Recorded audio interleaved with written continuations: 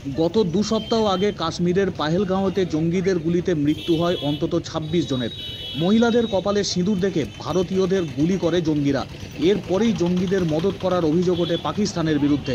পাকিস্তানের পক্ষ থেকে অভিযোগ অস্বীকার করা হলেও উপযুক্ত প্রমাণ পেয়েই ভারতীয় সেনার ৩ বাহিনী যুদ্ধের প্রস্তুতি শুরু করে। এরপরই পাক অধিগৃহীত কাশ্মীর এবং পাকিস্তানের সীমানা লাগোয়া ৯টি জঙ্গি ঘাঁটি ধ্বংস করে দেয় ভারতীয় সেনা জওয়ানরা। অপারেশন সিন্দুর নামের এই হামলায় মৃত্যু হয় অন্তত ১০০ জন জঙ্গির। সেই খবর ছড়িয়ে পড়তেই দেশ জুড়ে আনন্দে উচ্ছ্বাসে মেতে ওঠেন দেশবাসী। পানাগড় বাজারের চৌমাথা মোড়ে জাতীয় পতাকা হাতে নিয়ে রাস্তায় দাঁড়িয়ে ভারতীয় সেনা জওয়ানদের ধন্যবাদ জানান পানাগড় বাজারের মহিলারা। এদিন মহিলারা একে অপরকে সিঁদুর পরিয়ে তারা জানান, জঙ্গিরা মহিলাদের কপালের সিঁদুর দেখে তাদের স্বামীদের হত্যা করেছিল।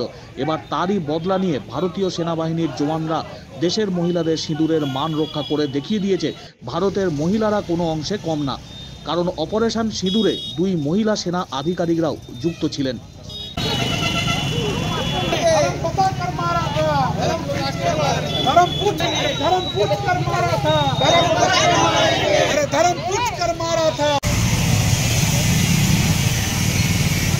আমাদের সবাই দেশের সামনেকে সবাই মারা হয়েছে, তার জন্য আমরা এসেছি।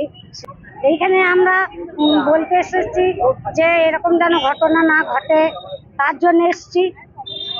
এই সিন্ধু যেন বরাবর থাকে সবারই শীতেতে কপালে, তার জন্য এসেছি। এপ্রিল জম্মু কাশ্মীরে যেসব মেয়েদের সিঁদুর দেখে হিন্দু ভাইদের হত্যা করা হয়েছিল, তাদের স্বামীদের হত্যা করা হয়েছিল, তাই সেই প্রতিবাদে আজকে আমরা সবাই জমায়েত হয়েছি। এখানে সবাই ভারত মাতার জয়ধ্বনি দিলাম আর সিঁদুর মহিলারা সবাই মিলে একসঙ্গে সিঁদুর খেললাম।